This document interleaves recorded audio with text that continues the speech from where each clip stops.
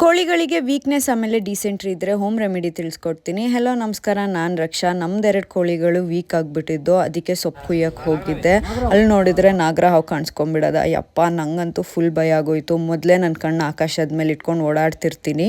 ಮೊದಲು ಒಂದು ಹಾವನ್ನ ಹಿಡಿದ್ಬಿಟ್ಟು ಕಾಡಿಗೆ ಬಿಟ್ಟಿದ್ವಿ, ಪುನಃ ಇನ್ನೊಂದು ಬಂದಿದೆ. ನಿಮಗೇನಾದರೂ ಮೆಡಿಸಿನ್ ಗೊತ್ತಿದ್ದರೆ ಕಮೆಂಟ್ಸಲ್ಲಿ ತಿಳಿಸಿ, ತೋಟಕ್ಕೆ ಹಾವು ಬರದೇ ಇರೋಂಗೆ ಏನು ಹಾಕಬೇಕಂತ.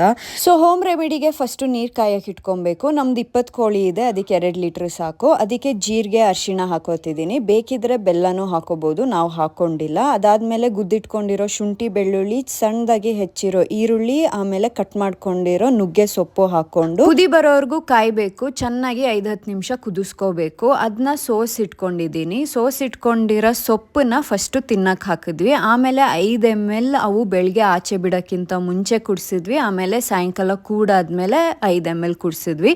ಇದು ನಮಗೆ ವರ್ಕ್ ಆಯಿತು. ಕೋಳಿಗಳು ಚೇತರಿಸ್ಕೊಂಡ್ವು. ಆದರೆ ಯಾವುದ್ಯಾವುದೋ ಕಾಯಿಲೆ ಇರುತ್ತೆ, ಎಲ್ಲ ಕೋಳಿಗಳಿಗೂ ಇದು ವರ್ಕ್ ಆಗುತ್ತೆ ಅಂತ ಹೇಳೋಕ್ಕಾಗಲ್ಲ. ಜಾಸ್ತಿ ಆದರೆ ಡಾಕ್ಟರ್ ಕನ್ಸಲ್ಟ್ ಮಾಡಿ. ನೆಕ್ಸ್ಟ್ ವಿಡಿಯೋಲಿ ಸಿಗೋಣ. ಬಾಯ್.